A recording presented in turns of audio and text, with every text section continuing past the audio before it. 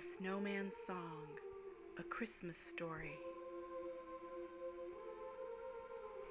It's true, you know, that people of snow send their thoughts around without making a sound. I want to sing, the little snowman sent this thought to his mother. I want to have a heavenly voice. It's Christmas time. I want to rejoice. I'm sorry, my son, you don't have a choice. A child of snow doesn't have a voice. But her little son Snowman had so many strong wishes he wanted to share that he made a windstorm of whirling thought air. The cardinal's voice was so sweet and clear, he almost felt he had ears to hear. Why can't I sing like you? Thought the little snowman. Of course you can, but before you can change who you are, hold hope in your heart and look for a star. So the sad little snowman put on a brave face. He worked hard to replace his doubts and his fears with thoughts of sweet songs, music, bells ringing in choirs. Deep in his soul, like a warm glowing fire, his bright wish remained, his one heart's desire. Each day was a chance to make a new start, but by night he cried ice and felt cold in his heart. Sometimes he looked up for signs in the sky, but nothing was happening. He couldn't make sounds.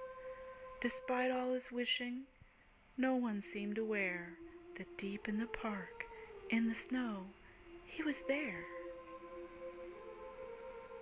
But one day he woke up and something was new.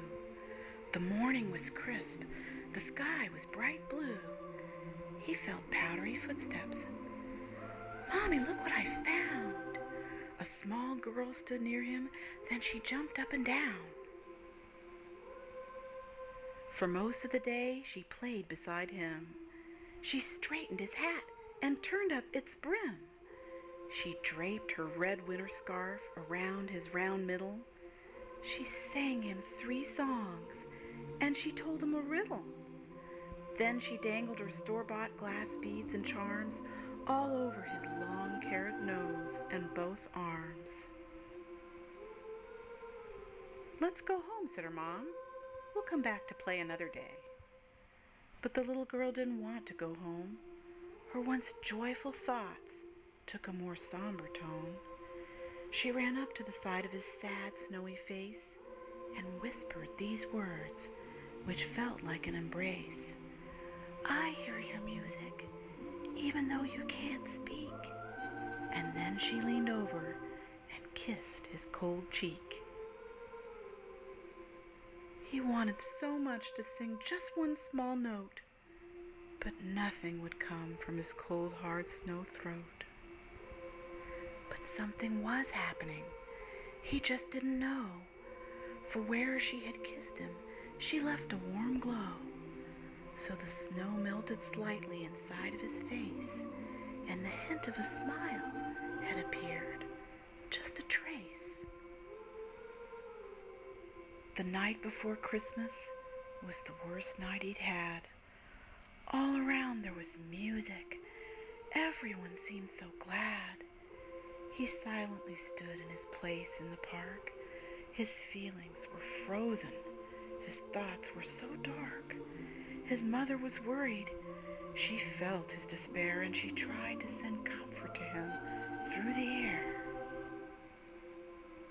He knew that she cared, but his cold, heavy silence was too sad to be shared. He bowed his head and shut his eyes tight. Snow was starting to fall. It was such a cold night. With the last ounce of courage that only faith brings, his thoughts formed this prayer with frost-covered wings. Please let me sing a song filled with light. Then my life will be perfect, my thoughts will be right, and all the sweet sounds angels use to stop doubt will burst forth from my heart and out of my mouth like a powdery snow over this holy night. He almost missed her soft steps in the snow. She was holding a candle that gave a warm glow. Round his neck there was tinkling, like spoons hitting glass. She had made him a necklace in her second grade class. Silver bells, gold stars, and snowflakes of blue. It was beautifully fashioned, and it made music too.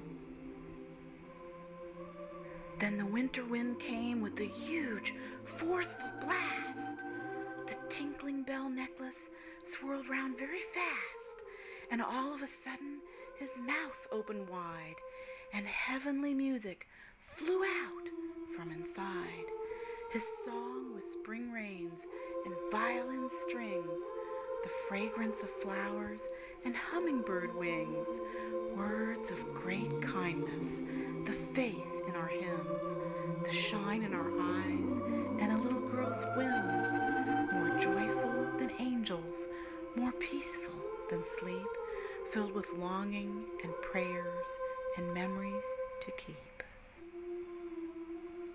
She knew he had heard her. It was golden and true. The wonder of Christmas surrounded these two.